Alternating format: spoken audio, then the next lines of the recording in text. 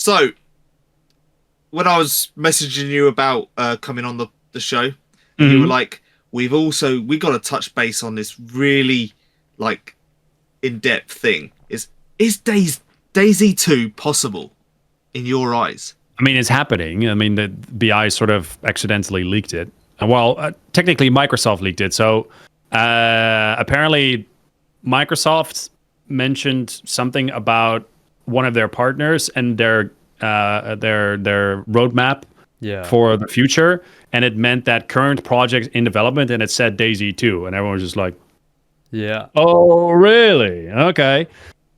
So it's happening. It's Wasn't it happening, something like but the acquisition of a company or something like that, wasn't it? They had to release I think release it what was they like were, their value or I something. think this actually happened like an end of year sort of report thing or something. Oh, is that what it was? I remember it coming out a few years ago.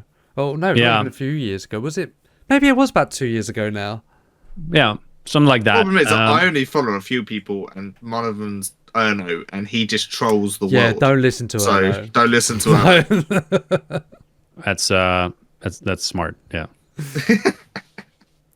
Yeah, no, but DayZ 2, it only makes sense that it's going to happen. BI obviously has an engine that the Infusion engine that they kept developing. Armory Forza runs that engine. It will be the future of Arma 4. Actually, the CEO of BI, Marek, actually pointed out also on Twitter at the time, this engine will be the future of DayZ. Right. So if they already says this engine will be the future of DayZ, do you think they're not going to resell a game for it? Of course they will. So no, DayZ 2 is happening. DayZ 2 is definitely happening. What do you think needs to happen? Well, I tell you what do you with your vast experience with DayZ as it is now, DayZ standalone, DayZ mod, and everything that you've been involved with at that from day dot till now, what needs to be there to make DayZ 2 maybe a success? What has to what mistakes I guess maybe they can learn from DayZ 1, or it feels weird calling it DayZ 1. Okay, so there's basically two ways to approach DayZ 2. DayZ 2 could literally be a continuation of DayZ 1 on a new engine, with some improvements, added content, etc. I think that would be the incorrect way to do it, because if you want to, so DayZ 2 will be a big thing, and if you want to intrigue the current player base and a little bit extra, then you need to go down that route. If you actually want to go big and make DayZ 2 incredibly popular, more from a mainstream perspective, you have to basically do everything better and bigger. Inventories, like making everything in terms of the inventory management better. I would say like maybe like a 3-layer clothing system, like the Long Dark, where you have like an insulation and like an insulation stat and a waterproofness stat, and actually like can like adjust the look of characters quite significantly by like having like colors open and see stuff. So a lot more customizability for players. Base building, which is the biggest gripe I have with DayZ right now, just the fact that they haven't developed this part of the game. Like they have to like make base building, still keep it grounded to what DayZ is right now, but then just go very deep on that, not just rustify it, but stay it to like how it works for DayZ, but then put a lot more functionality into bases, unlock a lot more crafting possibilities only through bases. Because at the end of the day, and a lot of people wrongly think this, that base building is not a good thing for DayZ. Base building is literally the bread and butter for DayZ. If you look at all the big servers, all the majority of the player base is into base building. Yeah. And so that's why it's always baffled me that BI has never expanded on this part of the game. They added it, and then they just went, we're just not going to do anything else with this. They added a 4-digit code lock. Whoop-de-fucking-do. And for the rest, they've never really developed anything like anything else. So they need to do that. They need to create more variety in infected vehicles. They need to make the map more interesting, more dynamic. It shouldn't just be like Chernarus with detailing. It should be, I think biomes need to happen. Right, so like different parts of the map have a different look and feel quite significantly. To some degree, that's happening on on Chernarus with like how Tissy has like certain types of trees that other parts of the map don't. It's not significant enough. Like everything needs to be bigger and better. And the biggest challenge will be to how do you do that? First of all, that requires a lot of effort, a lot of manpower, a lot of investment. But how do you do that whilst also keeping it grounded and keeping the identity of DayZ? That's the biggest challenge. But I think it could be done. You just have to be really organized about it, rather than just say, you guys do a bigger base building thing and this and that. And like in that regard, if Adam is going to be in charge of from the creative direction as a creative lead for DayZ 2, I really hope he has a little bit more, because I feel like a lot of the time with DayZ 1, I always feel like it's quite of a conservative approach to the development of the game. There's no real risks being taken. There's no real I feel like everything is being sort of like expanded upon the same recipe. It's like they're not making like a new dish. They're just adding an extra herb to it. Here and there. Maybe another gun, maybe a bit of cosmetics. Or there's not really anything groundbreaking mechanics for a little while. It's not really pushing the game forward. And to be fair, like DayZ's current engine is a complete mess. You add one thing and it breaks 3 other things, right? So that doesn't mean that you still can't do that. You can still, within the confines of what DayZ is about, and I know this was because, we're running servers and the development for it and what's just actually possible in the game.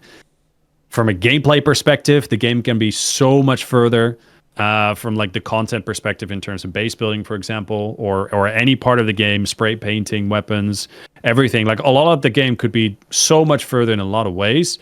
But like the actual significant stuff that we're talking about for DayZ 2 just needs a new engine, and so I get to some degree some conservative approach with DayZ because you also don't want to lose the identity. But in other ways, I also think that right now with DayZ, like it can be so much more than it is right now. Okay. Now that I say it, like taking risks.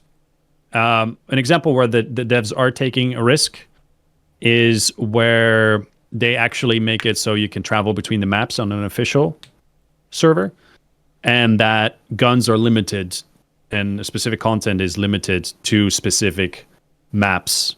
That's like kind of like a controversial thing. I just think it's not good.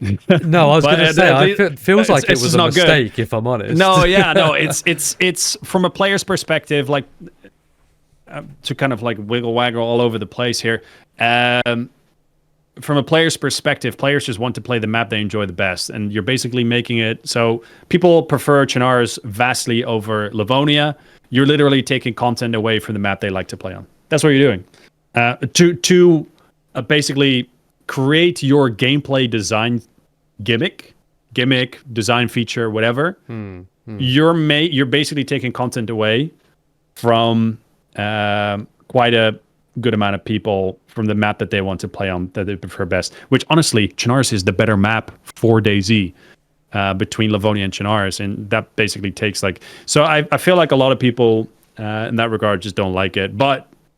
Yeah. To kind of counter my point, they are taking risks. It's just, I'm just wondering, is like why is stuff like that is being focused on? Like there's so much still of the game, and just all you have to do is look at modded servers, not Karma Crew. I mean, Karma Crew is a part of it, but like look at all modded servers. What is consistently being added, changed, improved, adjusted, and then you can get a feel for supply and demand of what people want.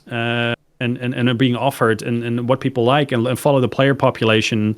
And it doesn't mean is that you should completely follow all modded servers, but it does give you an indication. It's like, hey, these parts of the game need attention. And I feel like that's not really what they're doing. They're just doing their own thing, which to some degree when you're developers is good.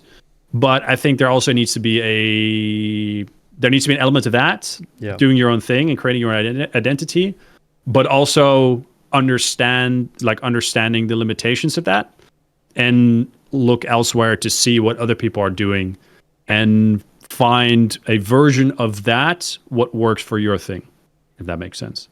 Absolutely. Yes. I agree with like the base building side of it. Nobody wants to see rearmed base building in a vanilla server. Like that, No. that's No. not how it works. But your point is, well, there's this base building mod, there's this base building mod, there's this base building mod, and the reason why there's so many of these different base building mods is because base building needs modding for it to work, and maybe that could give them an indication of things that the players want improving within the game. As an example, like the you shock can't find damage. socks. Like, you can't find a sock mod. Do you know why? Because no one gives a fuck whether your character's wearing socks or not. But Yeah, you know, yeah, I see what you're saying. Can I give an example of like a base building mod that I think is like really underappreciated, and it's building fortifications. It's made by Dumpcraw. It literally is just do that and improve it a little bit, and just do that in the vanilla game. Yeah. And literally what it does is it creates barricades for windows the size of windows. It creates literally door-sized gates. doorways, yeah. And a double door-sized gate, right?